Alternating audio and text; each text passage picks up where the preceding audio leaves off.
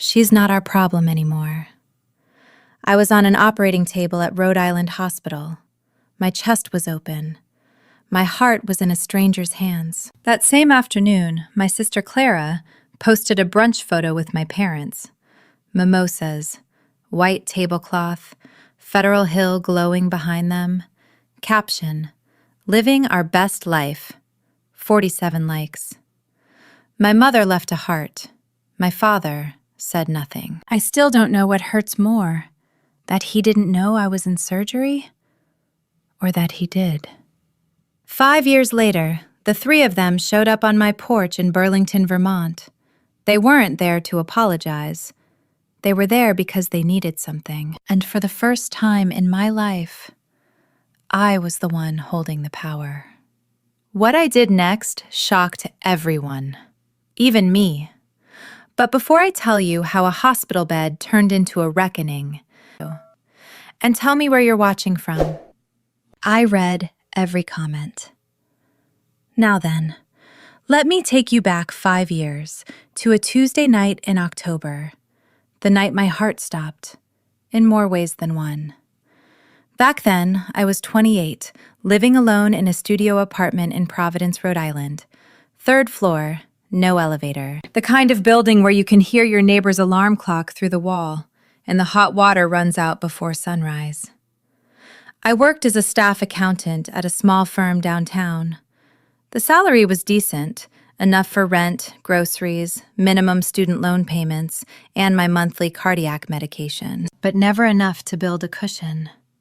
Never enough to feel secure. Every Sunday evening I called my mother. It was a ritual. I'd sit on the edge of my bed, phone in hand, and wait for her to answer. We'd talk for 4 minutes, maybe 5, and then I'd hear Clara laughing in the background. My mother would say, "I'll call you back, sweetheart." She never did. Not once. Still, I sent birthday cards. I texted my dad on Father's Day. I asked about Thanksgiving plans, even though the response was always some version of, "We'll let you know." They never did. At my cardiologist's office, my emergency contact still listed my parents' home number, the same one from when I was 19. I kept meaning to change it, but changing it would have meant admitting there was no one else to put down, and I wasn't ready for that. Then I'd open Instagram. There they were. My parents at the country club with Clara and her husband. My parents at a seafood restaurant on the harbor. A summer trip to Nantucket, Massachusetts. 3 beach chairs, not 4. I wasn't in a single photo. I wasn't invited to a single one. One night, I scrolled back 3 full years. 3 Thanksgivings, 3 Christmases, 3 birthdays. Not one image of me. I remembered something my father said when I was 16. He set his fork down at the dinner table, looked straight at me, and said, "We've spent $165,000 on your heart so far. Your sister hasn't cost us a dime in medical bills. Think about that." I thought about it every single day. Clara is 3 years older than me. She has always been the center of gravity in our family. Beautiful, confident, the kind of woman who walks into a room and shifts the air. My parents paid her full tuition at a private university in Boston, bought her a condo after graduation, co-signed her first car, a white Audi she showcased online like it was a trophy. I took out federal loans, went to a state school, drove a used Honda with a cracked windshield for 2 years before I could afford to replace it. But the money wasn't the worst part. The worst part was the pattern. Every time I had something to celebrate, a raise, a completed audit, a small professional milestone, Clara would call our parents that same week with something bigger. A promotion, a new relationship, a European vacation. And just like that, my news would disappear, like a candle next to a stadium light. When I passed my CPA exam, I texted my mother. 6 hours later, she replied, "That's nice, honey. Did you hear Clara got engaged?" 2 exclamation points for her, 1 sentence for me. There was one person in my family who never forgot me, Victor Hayes, my father's younger brother. Every year, on my birthday, at exactly 7 p.m., my phone would ring. "Happy birthday, kid," he'd say. "You doing okay?" We'd talk for 10 minutes, sometimes less, but it was more than anyone else gave me. I hadn't heard from him in years, though. My father always said Victor was dead to this family. I never asked why. I was too afraid of the answer. The last time Victor called, he said something that stuck with me. "Don't let them rewrite your story, kid." I didn't understand what he meant.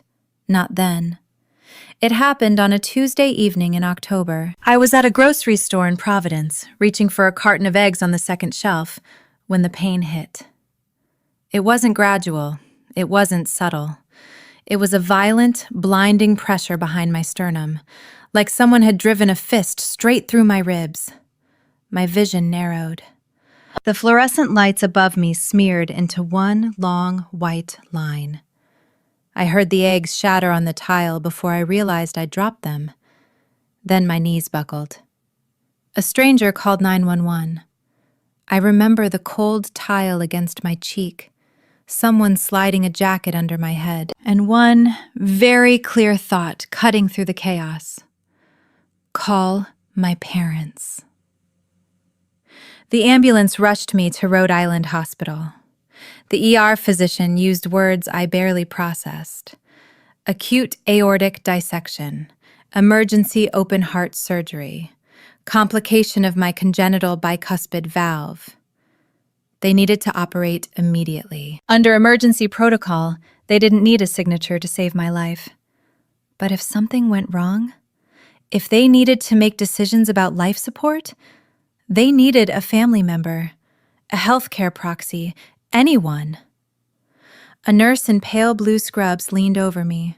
Her voice was steady, urgent but gentle. "Is there someone we should call?" I gave them my parents' home number. It was the only emergency contact I had. They called. Clara answered. She was having dinner at my parents' house that night. I didn't know that at the time. I learned all of it later. What she told them was simple. "She's not our problem anymore. Please remove this number from her file." And then she hung up. I didn't know any of that when they wheeled me into the operating room. I didn't know it during the 6 hours my chest was open.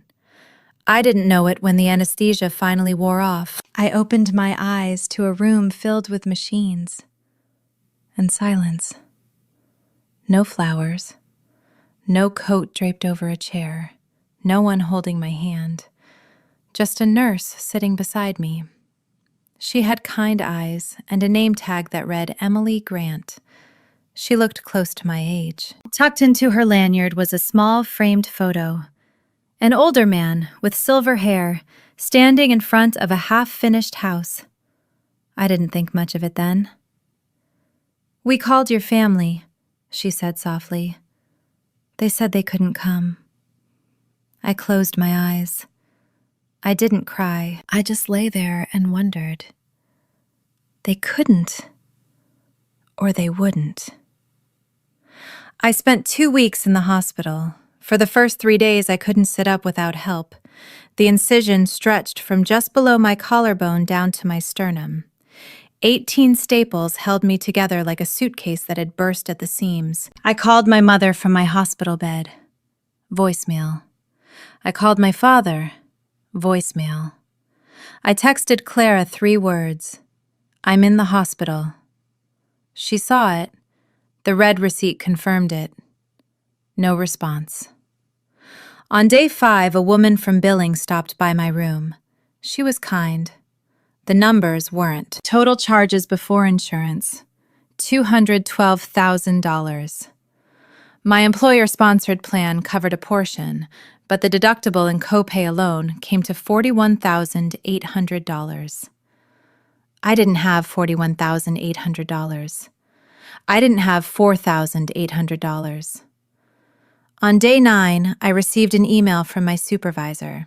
Subject line: Organizational Restructuring Update. The message was polite, detached. Due to my extended medical leave, my role would be under review. No guarantees. So there I was, chest split open, stapled shut, hemorrhaging money I didn't have, possibly losing my job, and not a single person from my family had called, visited, or shown up. That night, I couldn't sleep. I opened Instagram. Clara's latest post was 3 days old. It had been uploaded the weekend after my surgery. A family dinner at an Italian restaurant in Federal Hill. My father slicing into a steak. My mother laughing mid-sip. Clara glowing in the center. One of Clara's college friends asked, "Where's your sister?" Clara replied, "Oh, she's doing her own thing. You know how she is." Her own thing. I was learning how to breathe without a machine. They discharged me 3 weeks after I collapsed in that grocery store. It was a Thursday. I took a cab home because there was no one to drive me. The driver carried my bag up the steps of my building. He was gentler with me than my own father had been in years. 3rd floor, no elevator. I made it up in 4 stops, gripping the railing with both hands, my chest burning with every shallow breath. By the time I reached my apartment door, I was shaking and drenched in sweat. Inside, everything looked exactly the same. A mug still in the sink, a jacket draped over a chair, a life paused mid-sentence, a life no one had checked on. Over the next week, the mail arrived like a stack of quiet sentences passed down by a judge. A payment plan from Rhode Island Hospital. A severance notice from my firm. Brief, sterile, final. A lease renewal from my landlord. Rent increasing by $200 a month. I sat at my kitchen table in Providence and stared at the pile. Then I picked up my phone and called my father one more time. He answered. "Hermina?" "Dad, I had open heart surgery. I almost died." A pause. "Clara mentioned something," he said. "Are you calling to ask for money?" I swallowed. "I'm calling because I almost died, and nobody came." 5 seconds of silence. I counted them. "We all have our own problems," he finally said. "You're an adult, Hermina." Click. I slid down to the kitchen floor, my back against the refrigerator, pressed my palms flat against the cold tile. And for the first time since surgery, I cried. Not because of the pain, not because of the bills, because I finally stopped lying to myself. They hadn't missed the surgery because they were busy. They missed it because they chose to. Then the doorbell rang. I wasn't expecting anyone. I looked through the peephole. A man stood in the hallway, mid-60s, silver at his temples, wearing a brown corduroy jacket. I didn't recognize him at first. Then I saw his eyes. They looked like my father's, but warmer. It was Tuesday, 6 days after I'd come home from the hospital. I opened the door. He smiled, not wide, not flashy, just enough. "Hermina," he said. "It's been a long time." His voice unlocked something in my memory. 7:00 p.m., birthday calls. "Happy birthday, kid." "Victor?" He nodded. "Can I come in?" We sat at my kitchen table, the same table covered in hospital invoices and termination letters. He didn't look at the paperwork. He looked at me, at the way I held my mug with both hands because my left one still trembled from medication, at the way I leaned forward because sitting straight pulled against the staples in my chest. "A nurse I know called me," he said gently. "She told me what happened. She said no one came."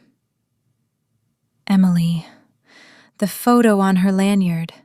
The older man with silver hair in front of a half-finished house. It was him. Victor didn't curse my father. He didn't say Clara's name with anger. He just said quietly, "I know what that feels like. Your dad did the same thing to me 15 years ago." I had to ask, "Why?" He didn't hesitate. "I went bankrupt," he said. "Lost my construction business. Lost my house. My marriage didn't survive it.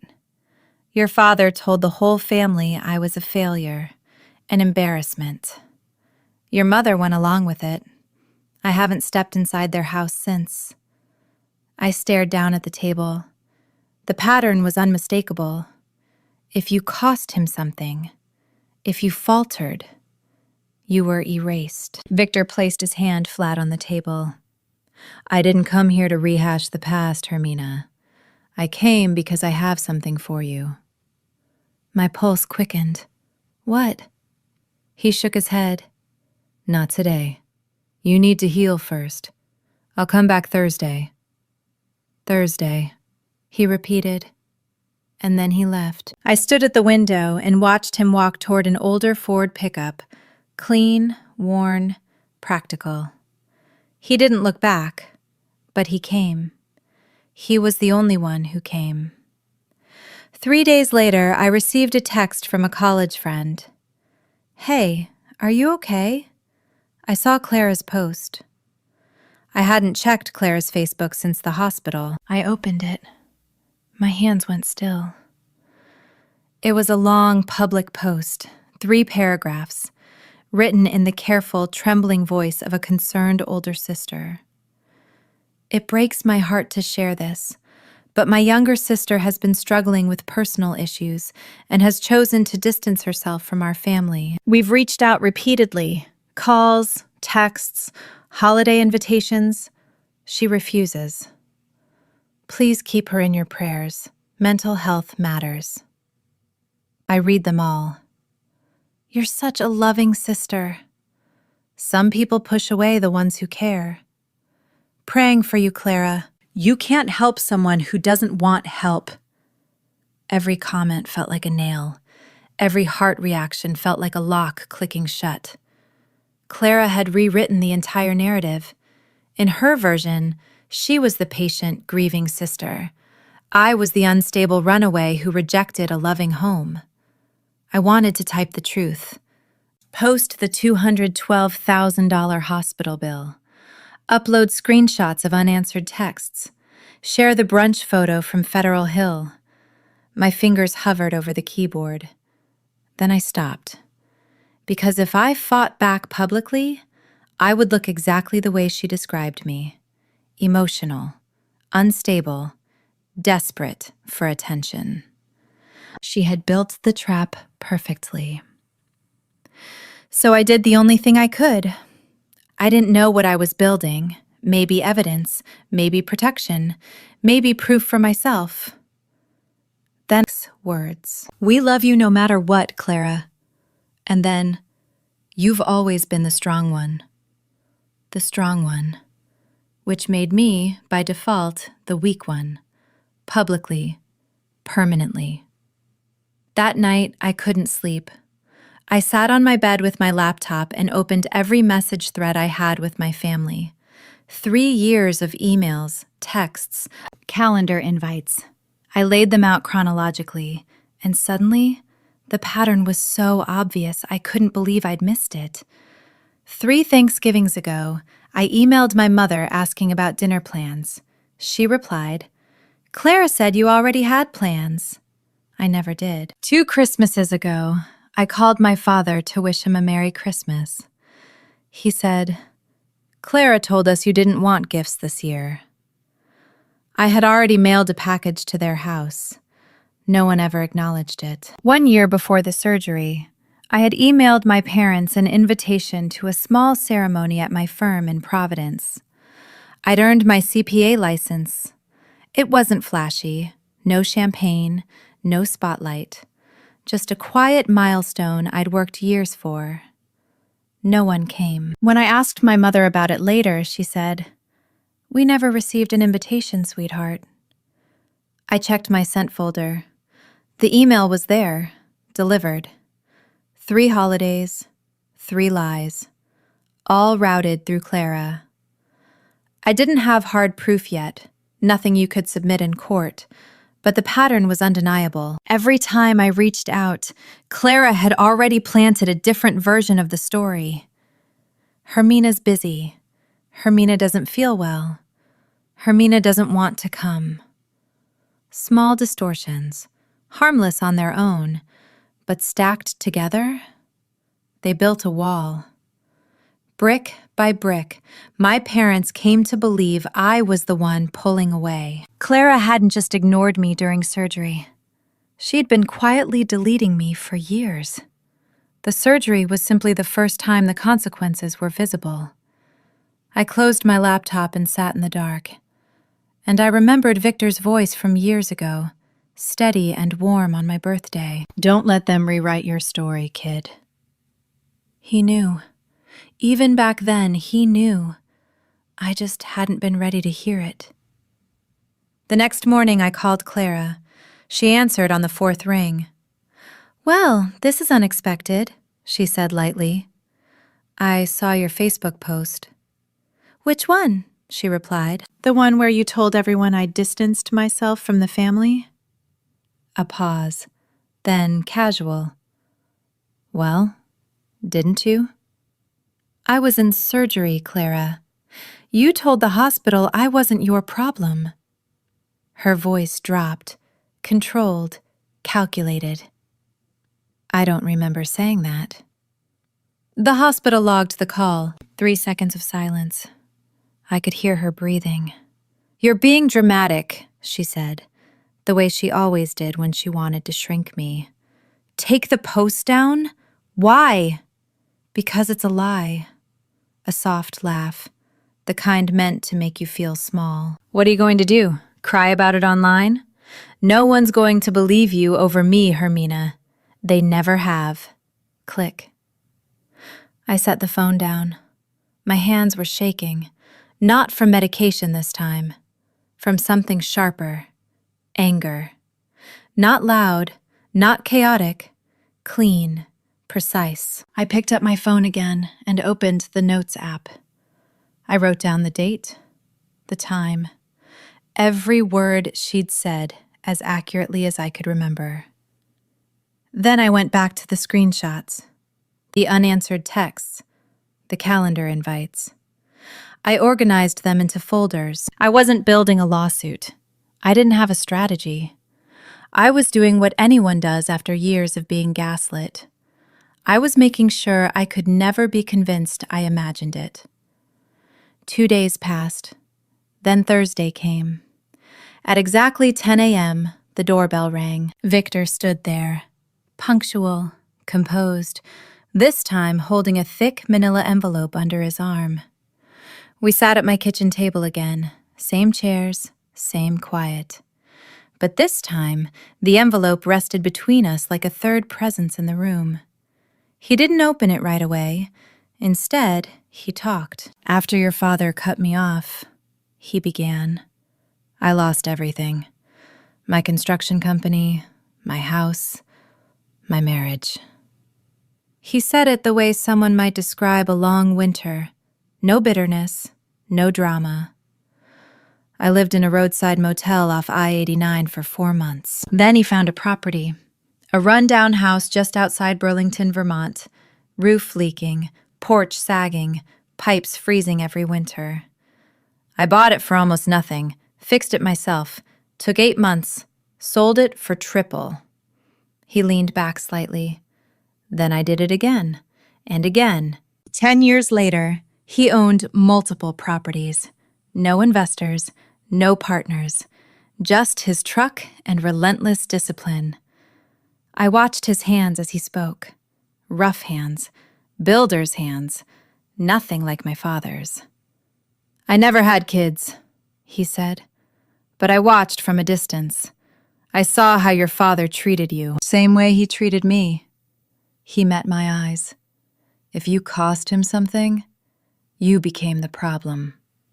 He slid the envelope across the table and opened it. The first thing he pulled out was small and silver, a key, worn smooth at the edges.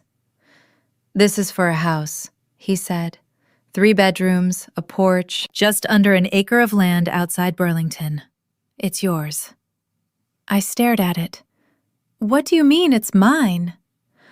"I bought it 6 years ago, renovated it myself. Put your name on the deed the day you turned 25. My throat tightened. "You did what?" "I just never told you." I picked up the key. It was still warm from his hand. "There's more," he said, "but we'll start with this."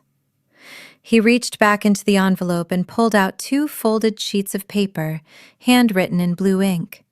His handwriting was neat, deliberate, surprising for someone with calloused fingers. "Read it after I leave," he said. But here's the short version.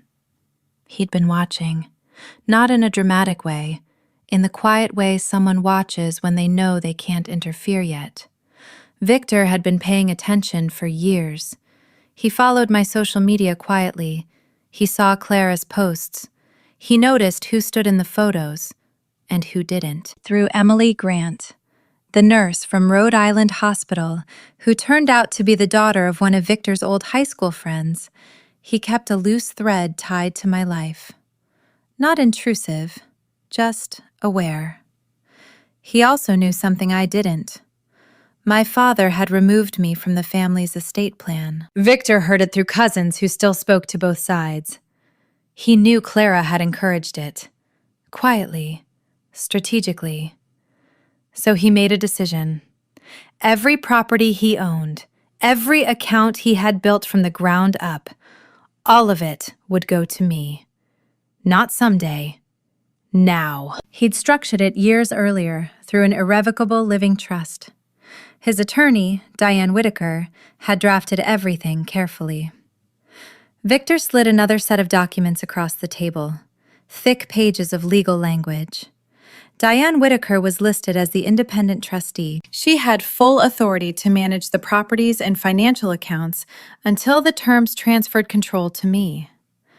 Victor had arranged it so that when I turned 30, complete management would pass into my hands. Until then, Diane would oversee everything, with instructions to prioritize my direction. Even through the legal terminology, one line stood out clearly. Sole beneficiary, Hermina Coleman. 4 rental properties, including the Burlington residence. A savings account. Estimated total value? Approximately $1.85 million. "I'm not planning to die tomorrow," Victor said with a small smile. "At least I hope not. But you need to know this now." He paused. "You need to know that someone chose you." I cried. Not like I had on the kitchen floor, not from despair. This was different. This was the kind of crying that comes when something you stopped hoping for finally arrives. Victor stood and placed a steady hand on my shoulder. "You don't owe me anything," he said, "and you don't owe them anything. The only person you owe is yourself. You owe yourself a life worth living." Before he left, he added one more detail. 2 years earlier, my father had called him out of the blue, wanted to reconnect. Victor understood immediately. Word had gotten around about the properties, about the investments. Albert wanted in. Victor said no, and my father cut him off again. Same pattern, always the same pattern. But this time, Victor had already built a wall, not to keep me trapped, to keep me protected. I moved into the Burlington house that December. The first morning, I stood on the porch with a mug of coffee and looked out at the yard. Just under an acre. A sugar maple near the fence, bare in the winter air but still dignified. Gravel driveway. Quiet. Not the lonely kind of quiet, the chosen kind.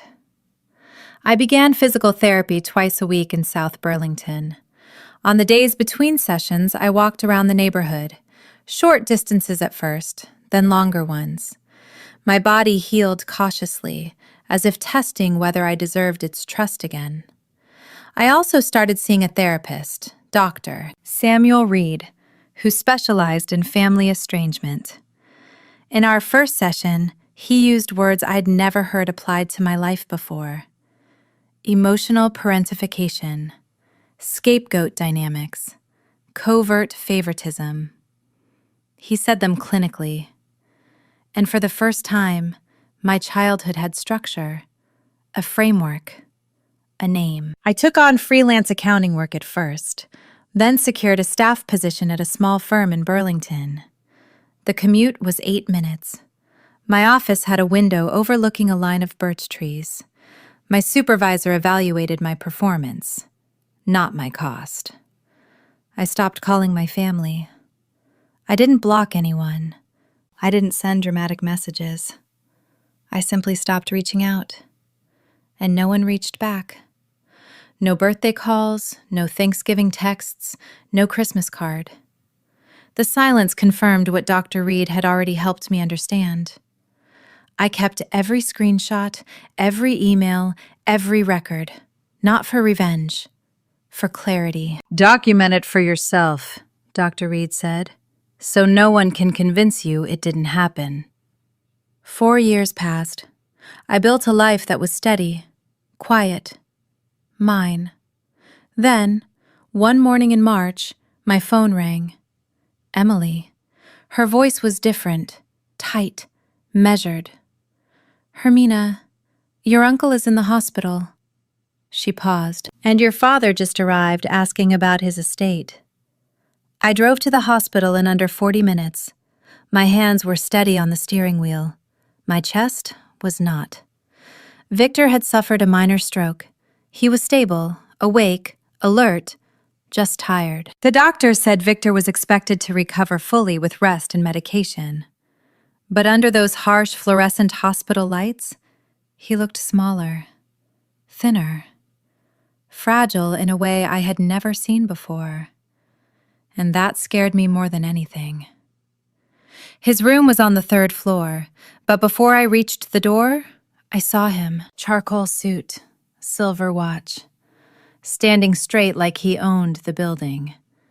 Albert Coleman. He turned, and our eyes met for the first time in nearly 5 years.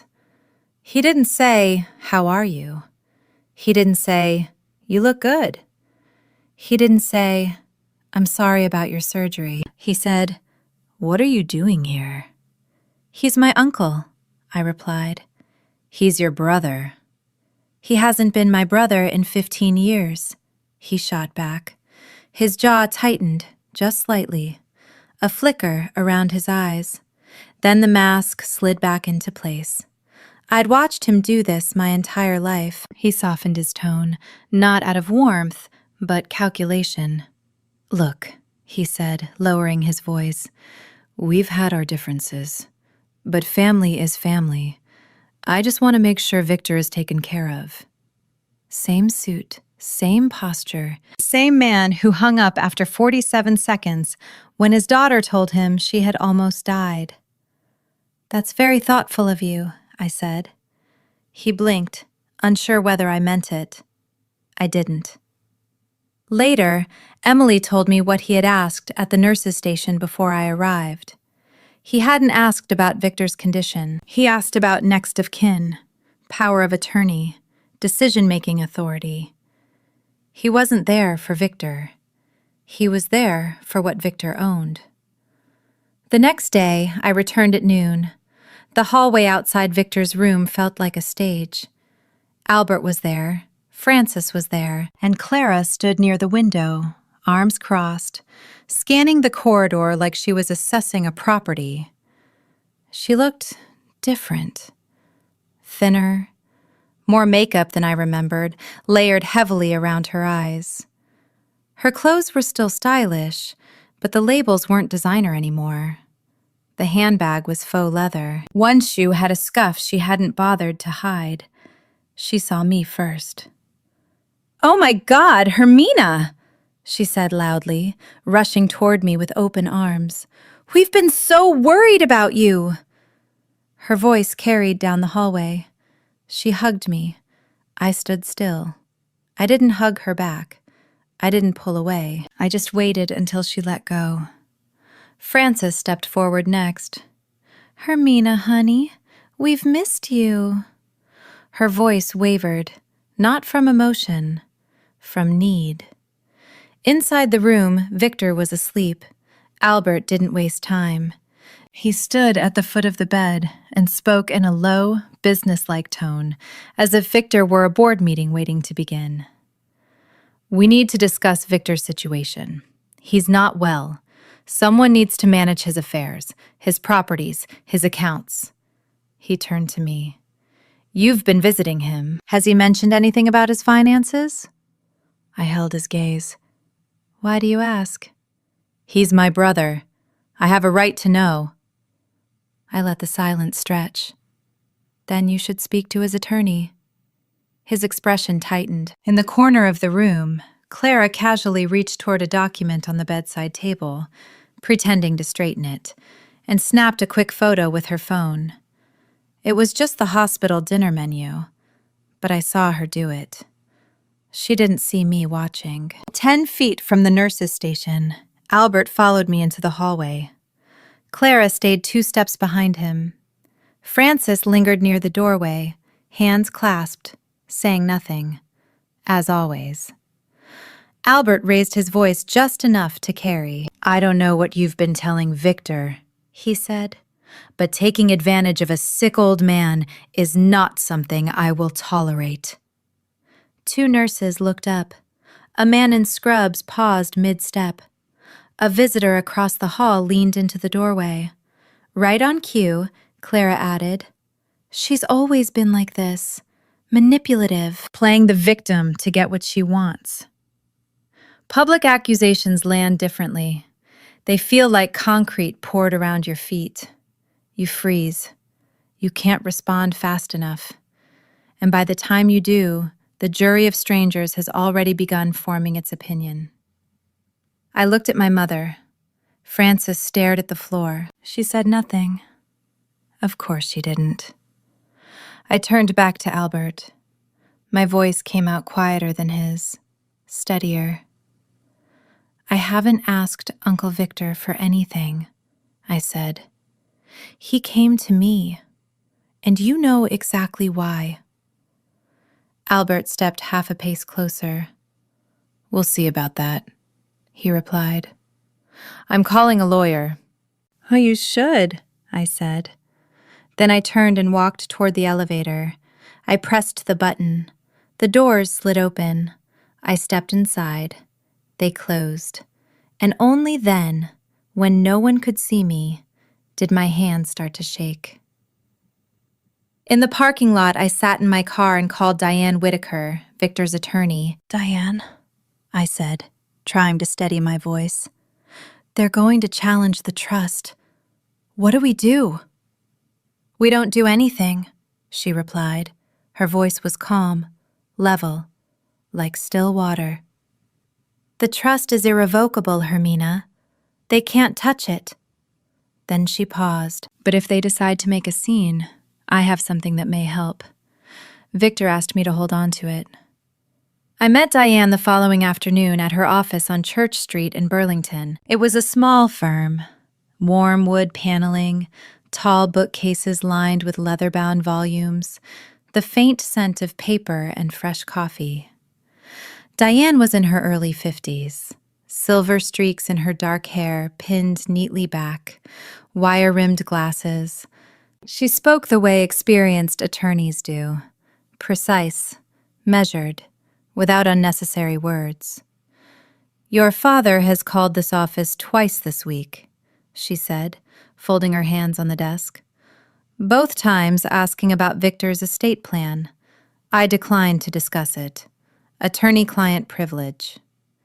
She held my gaze. "But there are matters Victor authorized me to share with you." She explained what Victor already knew. 8 months earlier, my father had been financially destroyed. He poured his entire retirement, every dollar into a coastal commercial development project in Rhode Island called Harborview Development. The permits stalled. Partners withdrew. Investors pulled out. Instead of cutting his losses, Albert doubled down. He took out a second mortgage on the family home, opened a home equity line of credit, borrowed against everything they owned. The project collapsed. He defaulted on the loans. The house was underwater, worth far less than what he owed. Citizens Bank had already filed foreclosure proceedings. In Vermont, that process can take over a year. But the ending was inevitable. It wasn't a question of if they would lose the house. It was when. Clara wasn't in better shape. Her divorce had finalized the year before. Her ex-husband walked away with most of the liquid assets. The Providence condo my parents had purchased for her, still legally in their name, was tied to the mortgage and included as collateral. They're leveraged beyond recovery, Diane said quietly. Then she added, "Your father reached out to Victor 2 years ago, claimed he wanted to reconnect. Victor understood immediately what he was after. He refused. Your father stopped calling. Same pattern. When there was nothing left to extract, the relationship ended." Diane opened a drawer and placed a small sealed envelope on her desk, handwritten across the front, "To be opened when Albert comes asking." "Victor left this with me 2 years ago," she said. "He told me you would know when the time was right." I picked it up. It felt light in my hands. I turned it over once, twice. I didn't open it. "Not yet," I said. Something told me that letter didn't belong in a quiet law office on a Tuesday afternoon. It belonged in a room full of witnesses. Victor was discharged that Friday. I drove him home to his primary residence just outside Burlington, a restored colonial sitting on nearly an acre of land, maple trees lining the gravel drive. He walked slowly up the porch steps, one hand gripping the railing, the other waving away my attempt to help. "I'm not dead yet," he said dryly. 2 weeks later, he called me. "I want to host a gathering," he said, small, at the house, to thank the people who showed up. He listed the guests, me, Diane, Emily, his neighbor Thomas Walker, and Thomas's wife, my mother's cousin Margaret Sloan, who had always been quietly kind, 2 old friends from his contracting days, maybe 15 people total. Then he added almost casually, "I'm inviting Albert, and Francis, and Clara." I went silent. "Why?" I asked. "Because I want them to see what they missed," he said. "And I want them to hear it from me, not secondhand, not through attorneys. From me, in my house, in front of people who matter." I told him I was nervous. He nodded. "I know." Then he said, "Bring your folder." "The one you've been keeping?" I never told him about the screenshots, the emails, the phone logs, but of course he knew. Victor always knew. The gathering was set for a Sunday in October, exactly 5 years to the day since my surgery. I don't think he planned it that way, but I don't think it was coincidence either.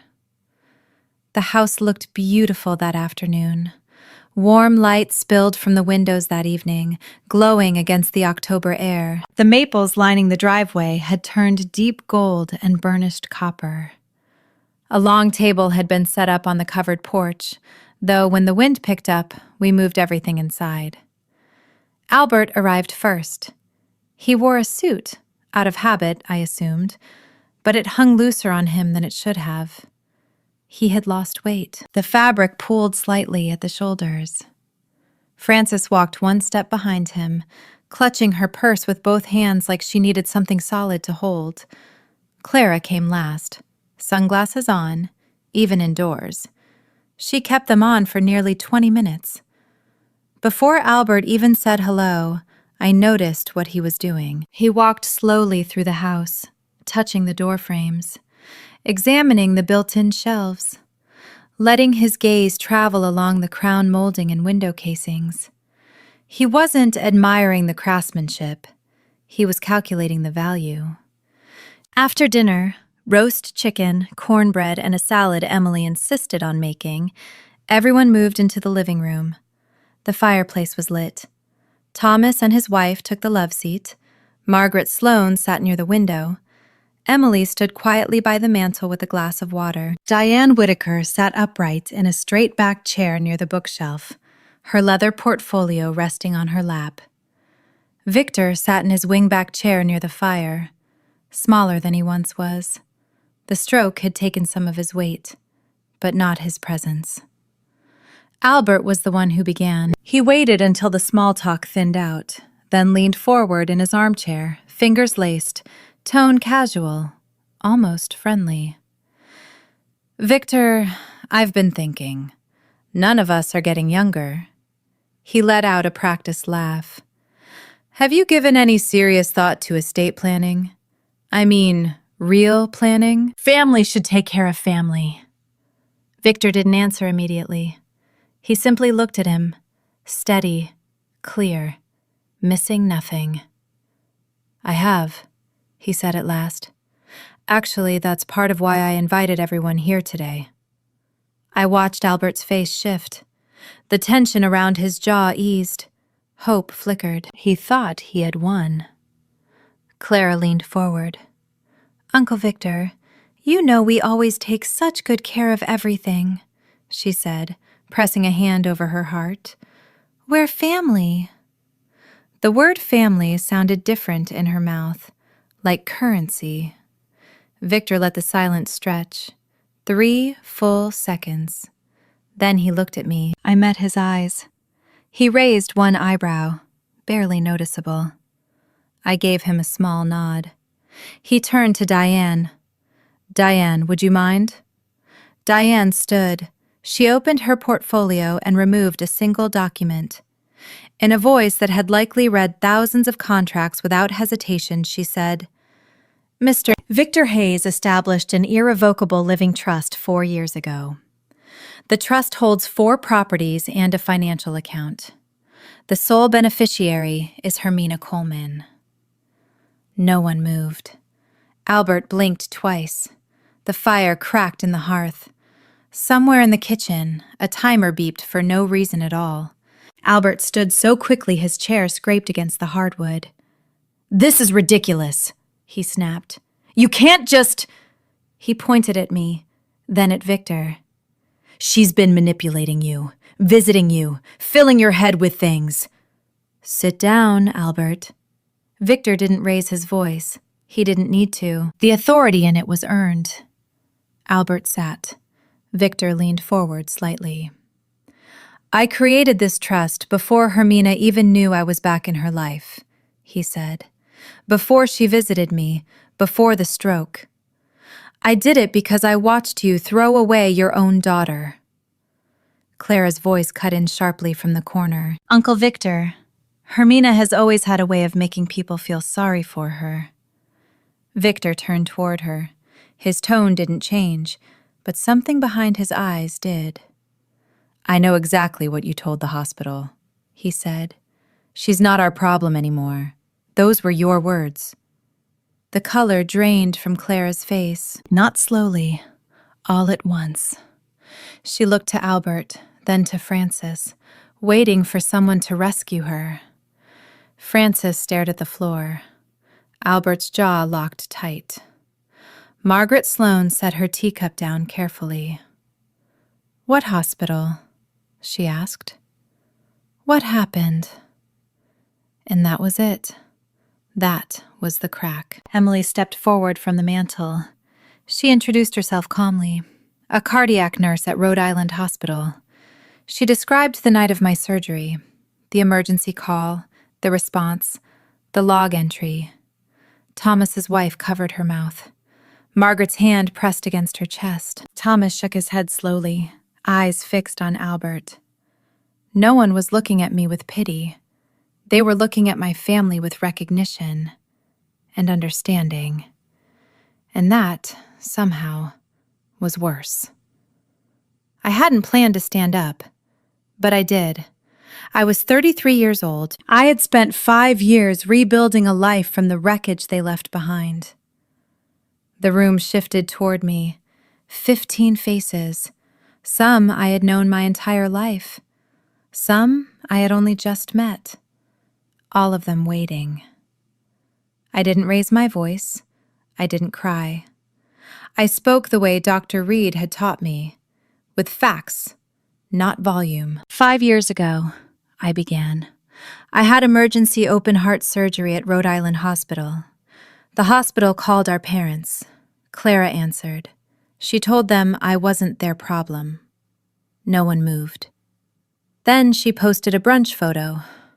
I unlocked my phone and opened the folder I had kept for years. This is the screenshot of her public post telling hundreds of people that I abandoned the family.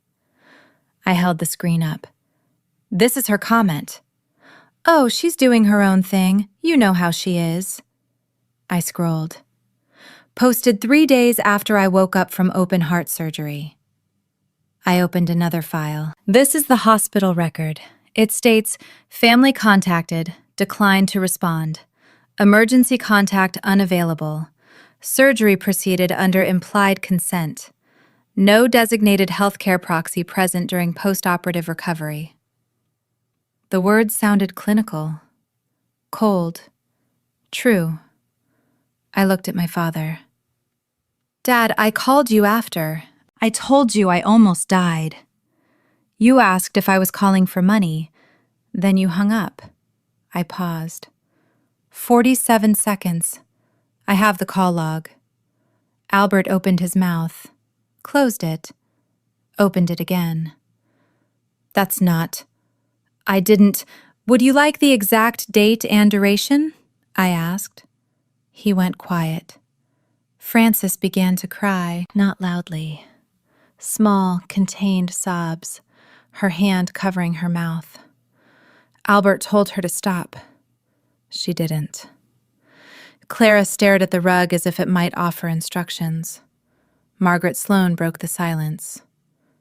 "Albert," she said carefully, "is this true?" He didn't answer. I turned back to the room. "I didn't come here for revenge," I said. "I came because Uncle Victor asked me to, and because for the first time I'm going to say what I should have said years ago." I felt my heartbeat. Steady. Strong. Mine.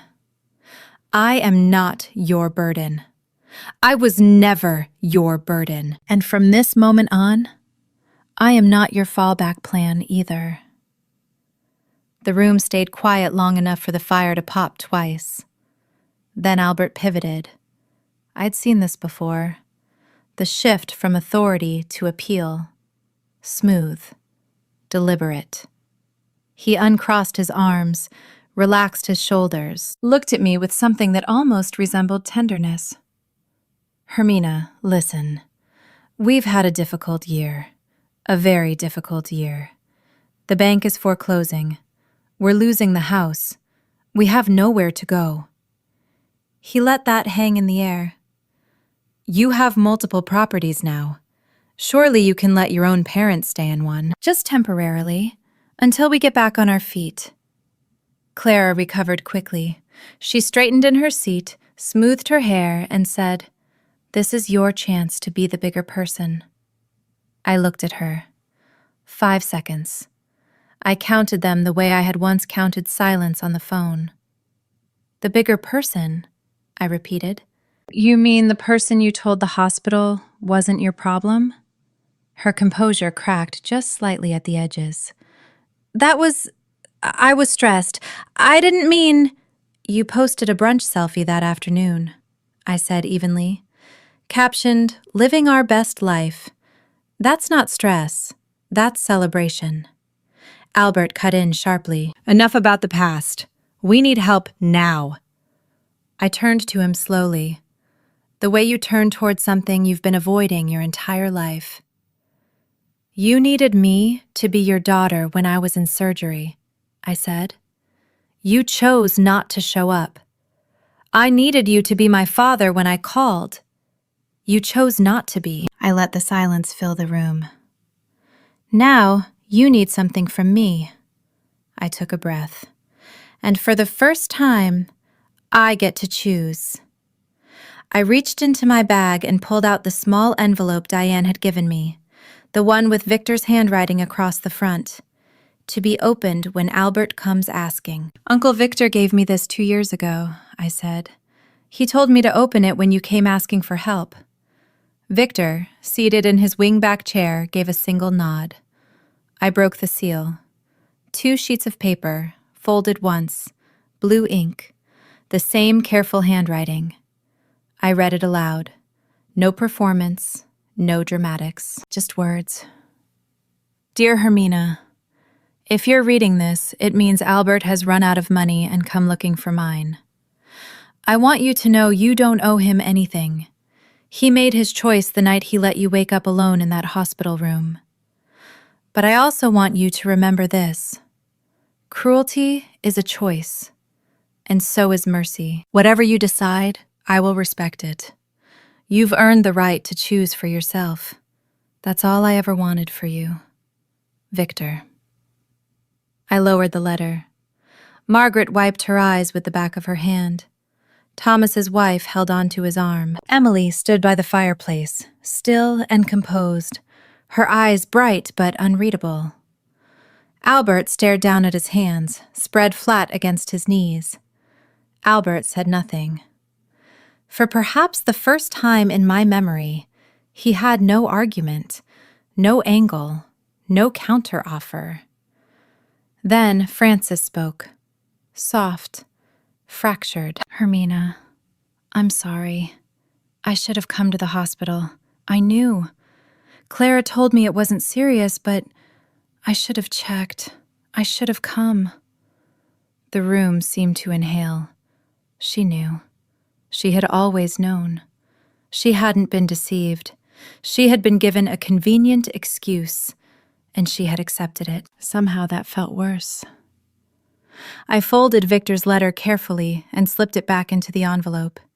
I placed it on the side table beside his chair. Then I stood straighter and addressed the room. Not just my parents, everyone. I'm not going to let you lose your house and end up sleeping in your car, I said evenly. That would make me like you. Albert's head lifted. Something flickered across his face. Relief, or the beginning of it. I didn't let it settle. As trustee, Diane has prepared a 6-month lease for the cottage on Elmwood Avenue, I continued.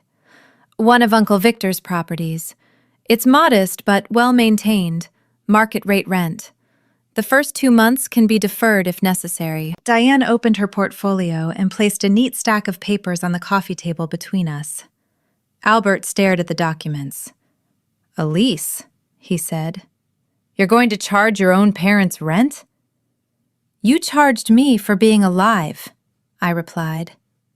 The room went still. You counted every dollar you spent on my heart, $165,000. You told me that number at the dinner table when I was 16. He flinched. The number hadn't changed. He just hadn't expected to hear it spoken back to him, in front of witnesses. So yes, I said. Market rate. I let the words rest there. There's one more condition. Clara stiffened. You will delete the Facebook post where you told hundreds of people I abandoned this family, and you will post a public correction. Her eyes widened. You can't be serious. I'm extremely serious. I looked at each of them in turn. Albert, Frances, Clara. You have 1 week. Diane has the paperwork. If the correction isn't posted, the lease is void. Then I walked out onto the porch. The October air met my face. Cool, clean, steady. The sugar maples lining the drive burned red and gold against the fading light. I took a deep breath. Full. For the first time in 5 years, my chest didn't ache. The week after the gathering, my phone buzzed more than it had in half a decade. Margaret Sloan called first. She spoke for nearly 40 minutes. Not about the trust, not about money. About me. Clara had told the extended family that I'd moved out west and needed space. That I'd distanced myself for personal reasons. She had delivered the story with just enough sadness in her voice to make it believable. No one questioned it, Margaret admitted. She made it sound like you wanted to disappear. Within days, the truth spread. To cousins in Vermont, to my mother's sister in New Hampshire, to relatives I hadn't spoken to in years. Truth travels quickly when it's been held underwater too long. Messages began arriving. I'm so sorry. I should have asked more questions. I can't believe this happened. Each one felt like a small stitch closing something that had been torn open for years. Clara deleted her Facebook post within 3 days of the gathering, but she never posted a correction. Someone asked pointed questions, then others did. She locked her profile, then deactivated it entirely. Albert and Frances signed the lease on the 6th day. Diane handled the paperwork. Albert signed without looking at me. Frances signed with trembling hands. As they were leaving, Albert paused at the doorway. He didn't turn around. He simply stood there for a few seconds, one hand resting against the frame, as if debating whether to say something. Then he stepped outside. It was the first time I had ever seen my father hesitate. They moved into the Elmwood Avenue cottage the following weekend. 2 bedrooms, 1 bathroom, a small yard, modest, clean. Modest, clean. Enough. I didn't feel victorious. I didn't feel triumphant. That evening, I sat on my own porch with a mug of tea and watched the sky darken over the maple trees. What I felt was something Dr. Reed had warned me about. Closure doesn't always feel like winning, he had said. Sometimes, it just feels like quiet. He was right, but the quiet didn't last. Emily called. Hermina, she said carefully, there's something you should know about your mother. She waited a beat. She called the hospital. 1 week after your surgery, 2 a.m. My throat tightened. She asked if you were alive, Emily continued. Then she hung up. She didn't leave her name, but I took that call. I remember it. She was crying. I didn't speak for a long time. Emily didn't rush me. She was good at silence, good at sitting beside people whose world had just shifted again. She knew, I finally said. She knew, Emily confirmed. I set my tea down. My hands were steady, but something deeper than the scar in my chest began to ache. 1 week after her daughter's chest had been cut open and sewn back together, Frances had picked up the phone at 2 a.m., called the hospital, and asked a stranger if I was still breathing. Then she hung up, went back to bed, and didn't call me for 5 years. I didn't know what to do with that kind of love, the kind that shows up only in the dark, the kind that hides.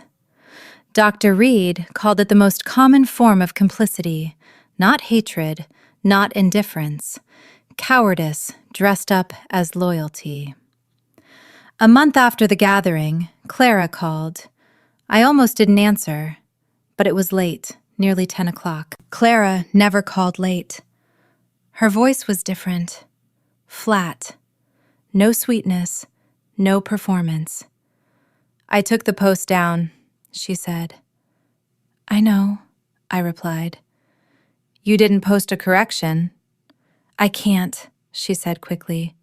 If I do, everyone will know I lied. They already know, I said gently. Silence.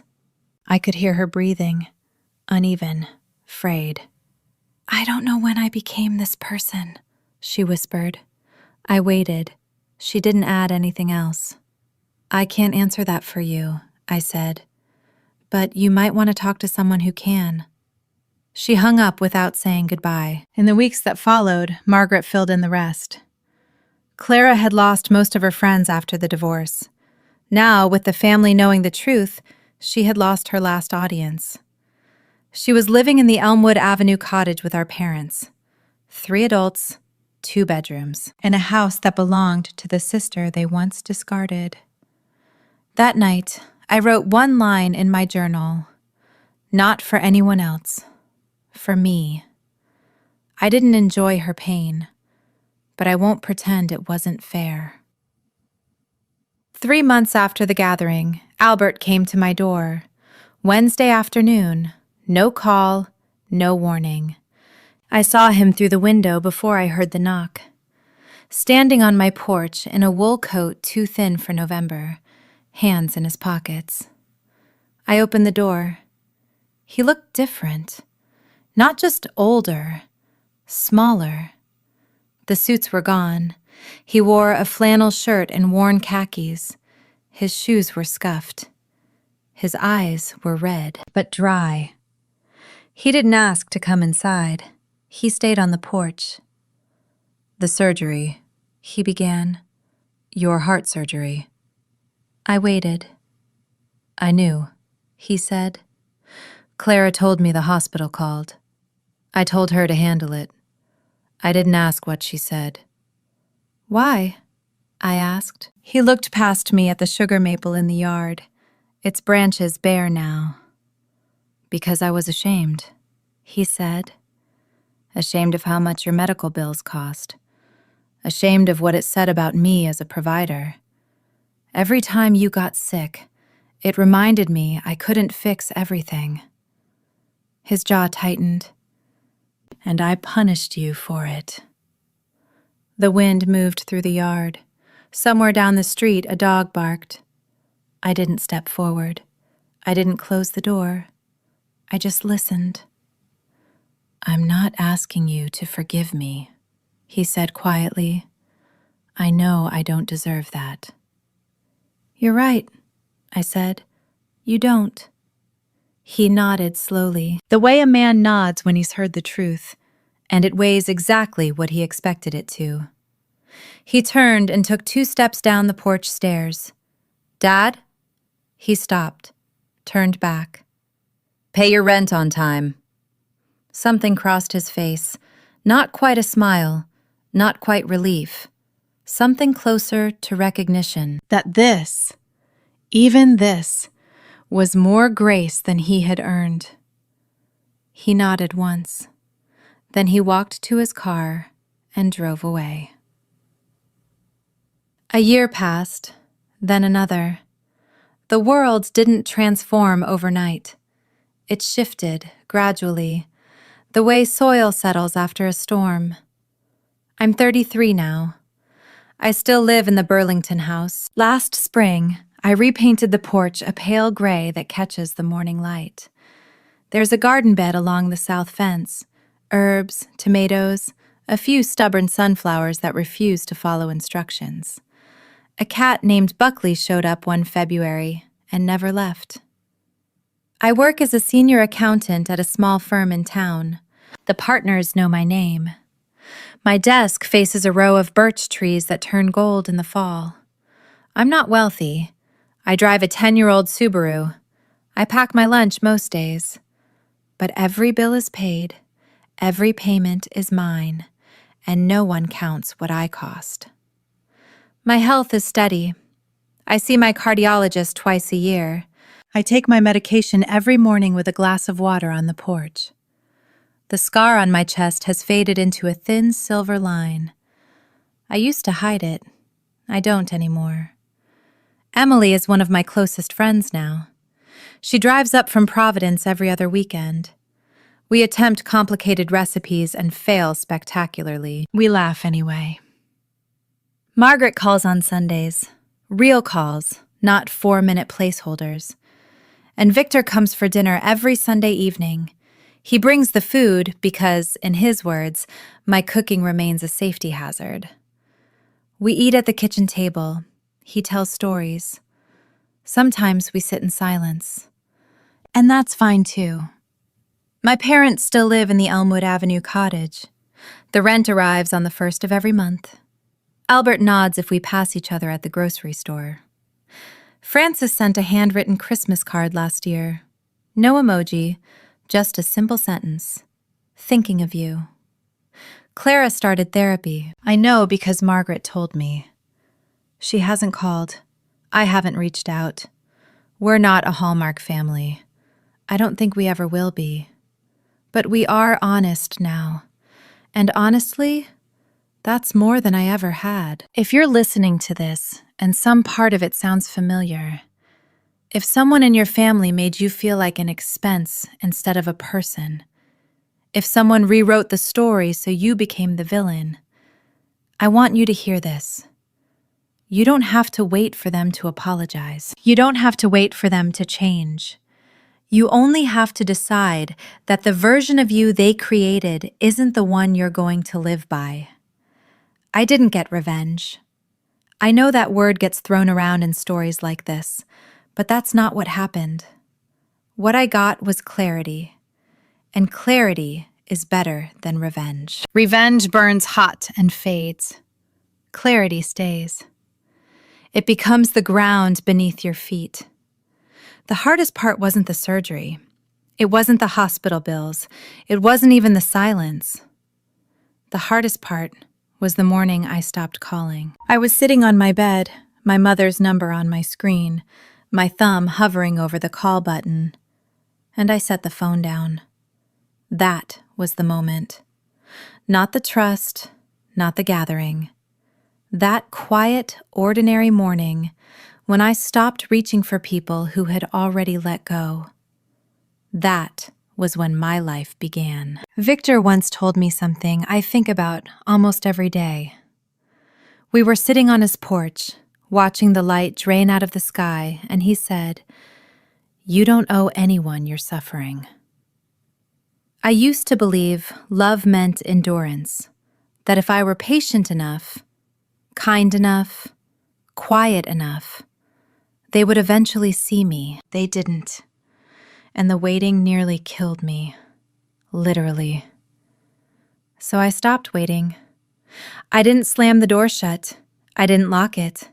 I just stopped standing beside it. And the people who were meant to walk through eventually did. Just not the ones I expected. It's a Sunday night in October. I'm sitting on the porch of the Burlington house. The sugar maple in the yard has turned an impossible shade of gold against a gray sky. Buckley is curled at my feet, one paw twitching in a dream he'll never explain. There's a mug of chamomile cooling on the railing. My phone buzzes. I glance down, a number I haven't seen in months. "Hey, Hermina, it's Clara. I posted the correction today. I'm sorry it took so long." I read it twice. I let it settle somewhere beneath my ribs. It isn't anger. It isn't relief. It's something quieter, like a door finally being set back on its hinges after hanging crooked for years.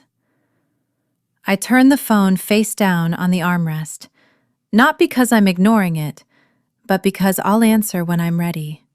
On my time, not hers. I will respond, just not today. Today is mine. 5 years ago, I woke up alone in a hospital room with 18 staples in my chest and no one to call. At the time, I thought that was the worst moment of my life. It wasn't. It was the beginning. Because that was the day I stopped being someone else's afterthought and became my own first priority. That's the story of how an envelope placed beside a hospital bed gave me back my life. Not because of what was inside it, not because of the key, or the trust, or the money, but because someone looked at me and decided, she's worth choosing. If there's one thing I want you to take from my story, it's this. You are not an expense. You are not a burden. And you are not responsible for carrying the emotional debt of people who chose not to show up for you. For years, I believed that love meant endurance, that if I just proved myself useful enough, quiet enough, grateful enough, I would finally be treated like I mattered. But love that requires you to shrink is not love. It's control. And waiting for someone to change who has already decided not to see you can cost you more than money. It can cost you your health, your identity, your sense of worth. The hardest choice I ever made wasn't confronting my family. It was choosing myself without their permission. Boundaries are not revenge. Clarity is not cruelty. And walking away from what hurts you does not make you heartless. It makes you whole. You don't owe anyone your suffering just to prove your loyalty. Sometimes healing begins the moment you stop asking to be chosen and start choosing yourself. If this story hit you somewhere deep, don't scroll past it. Comment below and tell me, would you have made the same choice? Would you have offered the lease or closed the door for good? I read every comment, and sometimes your words help someone else feel less alone. Hit like if you believe boundaries are not cruelty, they're clarity. Share this with someone who's still waiting to be chosen by people who already decided not to show up. And strength, truth, and self-respect. Because sometimes power isn't about winning. It's about standing still while the truth speaks for you. Sometimes healing isn't loud. It's quiet, steady, unapologetic. And sometimes the bravest thing you can do is stop begging to be loved and start demanding to be valued.